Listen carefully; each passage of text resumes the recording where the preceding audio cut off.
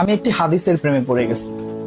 হাদিসটা হচ্ছে ঠিক এমন যে যখন বান্দা একটি ঘরে কান্না শুরু করে এবং তখন আল্লাহর ফেরেশতারা বলে যে আল্লাহ তোমার এই বান্দাটা কি জন্য কষ্ট পাচ্ছে, এবং ফেরেশতারা আল্লাহর কাছে কান্নাকাটি করে বলে যে তার মনের ব্যথাকে তুমি আল্লাহ কমিয়ে দাও। তখন আল্লাহ তাআলা বলেন যে আমার বান্দা এমন কোনো কিছুর মায়া পড়েছিল বা ভালোবেসেছিল যা আমার চাইতে সে বেশি ওই জিনিসটার প্রতি ভালোবেসে ফেলেছে।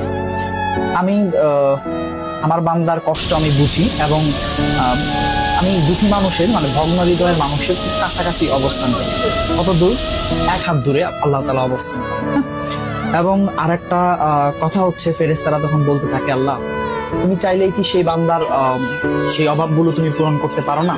তখন আল্লাহ তাআলা বলেন যে আমি ওয়াদা করতেছি আমার বান্দা যে জিনিসটা তার জীবন থেকে হারিয়েছে তার চাইতে অধিক উত্তম জিনিস আমি তাকে দিব, যা দেখে পৃথিবীর মানুষ বিস্মিত হবে।